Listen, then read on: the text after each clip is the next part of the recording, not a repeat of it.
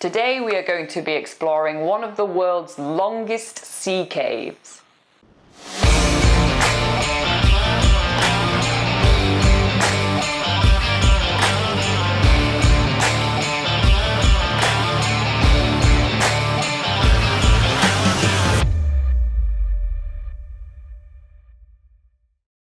This morning we are hitting the road super early.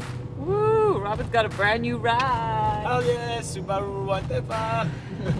So Nikki at the Whistling Frog let us borrow her car because we're going today to Wilkie's Lake and Cathedral Cave, and there is no way our camper van is making its way all the way up Cathedral Cave.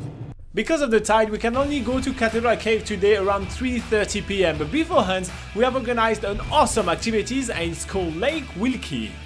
So we're just penetrating the forest right now. We are making our way to Lake Wilkie's, which is known to be one of the most reflective lakes in New Zealand.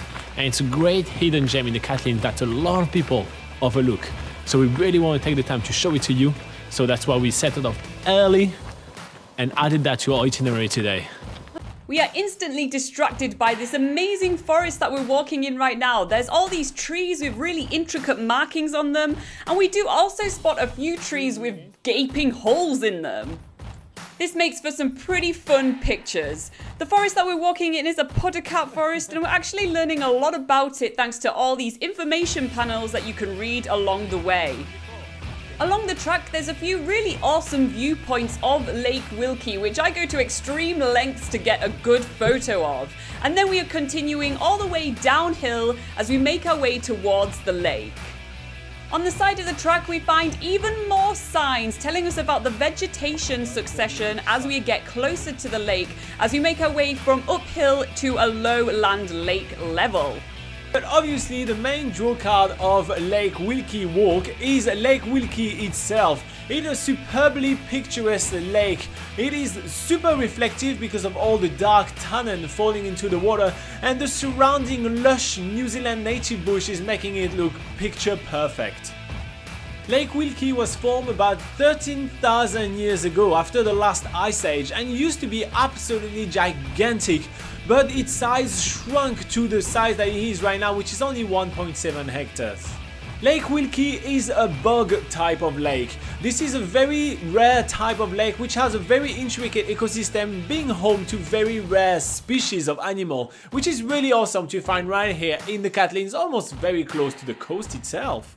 The lake is also home to a species called the whistling tree frog, not to mention all the sounds of the birds that we can hear surrounding us in the forest as we make our way back along the track, which returns to the car park of Lake Wilkie. And I have to say that the track is super well maintained. It's super wide, well gravelled, and it's even wheelchair accessible. So we are making our way back uphill toward the car park, where we are going to be heading to our next activity of today, which is Cathedral Caves, which is only available to get to at low tide, like we said before. But first we need to pay a road user charge, which is about $5 in cash. She's paying the lady with my money.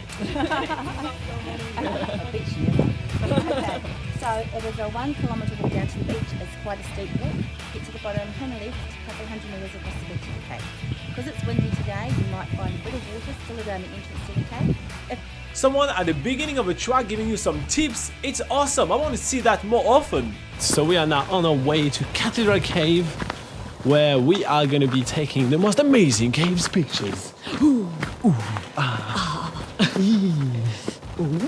Mom.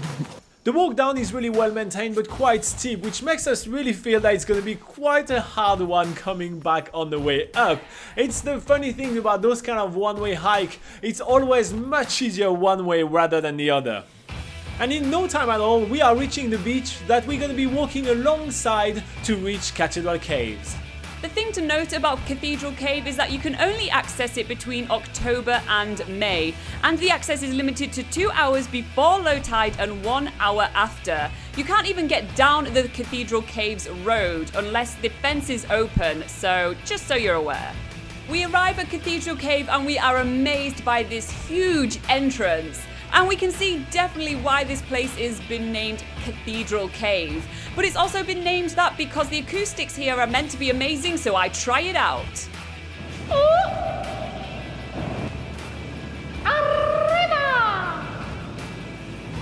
cave is absolutely huge. It's been formed by sandstone which has been eroded by the erosive power of the waves. And there's actually 2 different entrances to get into the caves. And because it feels that every single walk that we do in New Zealand has to involve some kind of wildlife, we do find a really intricate weird insects roaming on the walls of the caves.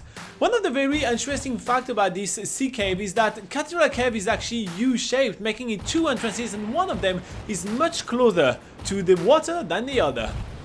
When trying to take pictures of the second entrance of the caves, the waves are kind of playing up a little bit with us and making our work very hard. So we are trying to play with the wave going back and forth to make sure that we succeed to take some pictures and film a little bit around.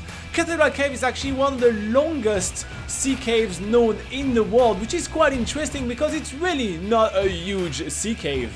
The whole cave is only about 200 meters long, which means that you can walk around both entrances of the cave and the whole inside of the cave within only about 5 minutes.